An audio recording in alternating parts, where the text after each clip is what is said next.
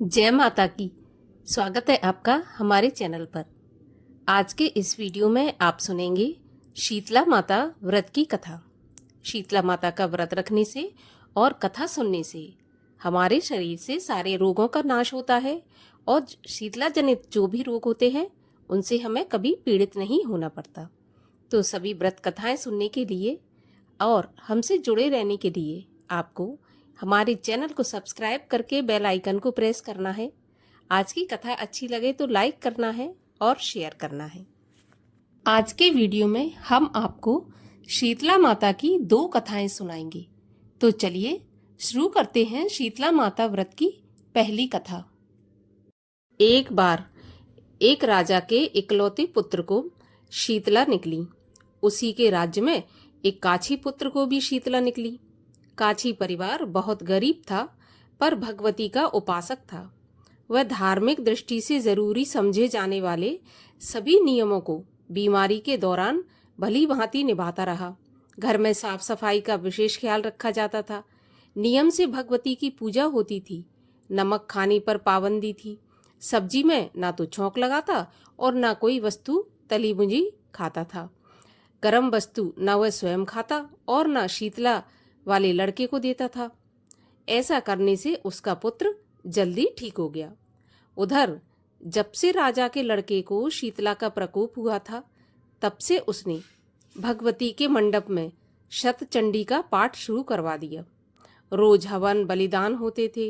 राजपुरोहित भी सदा भगवती के पूजन में मग्न रहते थे। राजमहल में रोज कढ़ाई चढ़ती। विभिन्न प्रकार के गर्म स्वादिष्ट भोजन बनते। सब्जी के साथ कई प्रकार के मांस भी पकते थे।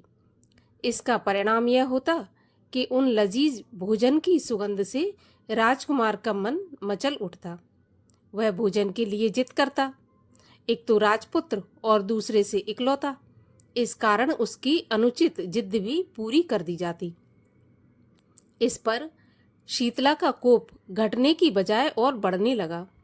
शीतला के साथ साथ उसे बड़े बड़े फोड़े भी निकलने लगे जिनमें खुजली और जलन बहुत होती थी। शीतला की शांति के लिए राजा जितने भी उपाय करता शीतला का प्रकोप उतना ही बढ़ता जाता, क्योंकि अज्ञानतावश राजा के यहाँ सभी कार्य उल्टे हो रहे थे। इससे राजा और अधिक परेशान हो उठा। उसकी समझ में नहीं आ रहा था कि इतना सब होने के बाद भी शीतला माता का प्रकोप शांत क्यों नहीं हो रहा है। एक दिन राजा के गुप्तचरों ने उन्हें बताया कि काछी पुत्र को भी शीतला निकली थी पर वह बिल्कुल ठीक हो गया। यह जानकर राजा सोच में पड़ गया कि मैं शीतला की इतनी सेवा कर रहा हूँ, पूजा और अनुष्ठान में कोई कमी नहीं, लेकिन मेरा पुत्र अधिक रोगी होता जा रहा है, जबकि काछी पुत्र बिना सेवा पूजा के ही ठीक हो गया। इसी सोच में उसे नींद नहीं आई। सफेद वस्त्र धारणी भगवती ने उसे स्वप्न में दर्शन देकर कहा कि हे राजन, मैं तुम्हारी सेवा अर्चना से प्रसन्न हूँ, इसीलिए आज भी तुम्हारा पुत्र जीवित है। इसके ठीक न होने का कारण ये है कि तुमने शीतला के समय पालन करने योग्य नियमों का उल्लंघन किया है। तुम्हें ऐसी हालत में नमक का प्रयोग बंद कर देना चाहिए था। नमक से रोगी के फोड़ों में खुजली होती है। घर की सब्जियों में छौंक नहीं लगाना चाहिए था, क्योंकि इसकी सुगंध से रोगी का मन उन वस्तुओं को खाने के लिए ललचाता है। रोगी का किसी के पास आना जाना मना है, क्योंकि यह रोग औरों को भी होने का भय रहता है। अतः इन नियमों का पालन कर तेरा पुत्र अवश्य ठीक हो जाएगा। विधि समझाकर माता रानी अंतर्ध्यान हो गई। प्रातःकाल राजा ने देवी की आज्ञा के अनुसार सभी कार्यों की व्यवस्था कर दी। इससे राजकुमार की सेहत पर अनुकूल प्रभाव पड़ा और वह शीघ्र ठीक हो गया। इसी दिन भगवान श्री कृष्ण और माता देवकी का विधिवत पूजन करके मध्यकाल में सात्विक पदार्थों का भोग लगाना चाहिए। ऐसा करने से पुण्य ही नहीं मिलता बल्कि समस्त दुखों का निवारण भी होता है। और आइए अब सुनते हैं शीतला माता की दूसरी कथा। एक गांव में एक ब्राह्मण दंपत्ति रहा करते थे। उनके 2 बेटे और 2 बहुएं थीं। उन दोनों बहुओं को बहुत ही लंबे समय के बाद बेटे हुए। इतने में शीतला अष्टमी का त्योहार आया।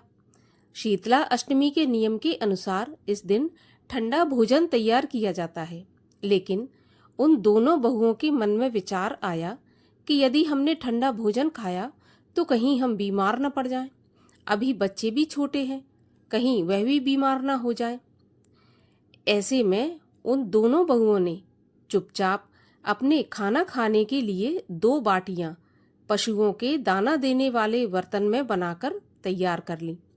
इसके बाद दोनों बहुएं अपनी सास के साथ माता शीतला की पूजा करके घर आईं और माता की कथा सुनी।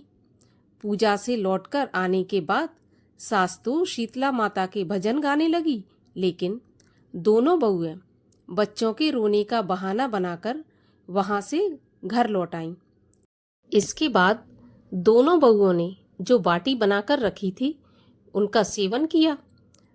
जब सास घर लौटी तो सास ने दोनों बहुओं को आवाज लगाई कि भोजन कर लो। तब दोनों ने ठंडा भोजन किया और फिर अपने काम में लग गईं। इसके बाद सास ने काफी देर बाद कहा कि बच्चे बहुत देर से सोए हुए हैं, उन्हें उठाकर भोजन करके सुला दो। बहुएं जैसे ही अपने बच्चों को उठाने के लिए गईं तो उन्होंने देखा कि बच्चे मरे पड़े हैं। ऐसा शीतला माता के प्रकोप के कारण हुआ। बहुएं बेवश हो गईं। सास को जब सारी बात पता चली तो वह बहुओं से लड़ने लगी। सास बोली कि तुम दोनों ने अपने बेटों की बदौलत शीतला माता की अवहेलना की है, इसलिए मेरे घर से निकल जाओ और कैसे भी बेटों को स्वस्थ करके ही वापस घर आना। अब दोनों बहुएं अपने मरे हुए बेटों को लेकर घर से निकल गईं और रास्ते में जाते हुए एक जीर्ण वृक्ष के पास पहुंच गईं। वह खेजड़ी के वृक्ष के नीचे पहुंची। इसके नीचे दोनों ओरी और शीतला 2 बहनें बैठी थीं। दोनों के बालों में जूं थी, तो वहीं दोनों बहुएं भी ठग गई थीं। दोनों बहुएं ओरी और शीतला के पास पहुंची। उन दोनों ने ओरी और शीतला के सिर से सारी जुएं निकाल दी। जुओं का नाश होने से ओरी और शीतला ने अपने मस्तक में बड़ी शीतलता का अनुभव किया और उनसे कहा कि तुम दोनों ने हमारे सिर से जूं निकालकर हमारे सिर को ठंडा किया है, वैसे ही तुम्हें पेट की शांति मिले। इतने पर दोनों बहुएं बोली कि हम पेट का दिया हुआ ही लेकर मारी मारी भटक रही हैं, लेकिन शीतला माता के दर्शन नहीं हुए। शीतला माता ने कहा कि तुम दोनों ने पाप किया है, तुम दुष्ट हो, दुराचारणी हो, तुम्हारा तो मुंह तक देखने योग्य नहीं है। शीतला सप्तमी के दिन ठंडा भोजन करने के बदले तुम दोनों ने गर्म भोजन कर लिया था। इतना सुनते ही बहुओं ने शीतला माता जी को पहचान लिया और दोनों ने शीतला माता को प्रणाम किया और गिड़गिड़ाते हुए बोली कि हमने अनजाने में गर्म खाना खा लिया। आपके प्रभाव को हम नहीं जानती थी, आप हमें क्षमा करो, हम फिर कभी भी ऐसा नहीं करेंगी। उनके ऐसे वचन सुनकर शीतला माता प्रसन्न हुई और शीतला माता ने मरे हुए बालकों को जीवित कर दिया। इसके बाद बहुएं अपने बच्चों को लेकर फिर से गांव लौट आईं। जब गांव के लोगों को पता चला कि शीतला माता ने उनको दर्शन दिए तो लोगों ने बहुत धूमधाम से उनका स्वागत किया और उन्होंने कहा कि हम गांव में शीतला माता के मंदिर का निर्माण करवाएंगे। शीतला माता ने जैसे उन दोनों बहुओं पर कृपा की, वैसी ही कृपा दृष्टि हर किसी पर रखें। जो भी यह कथा पढ़े या सुने, माता शीतला हमेशा उन पर अपनी कृपा बनाए रखें।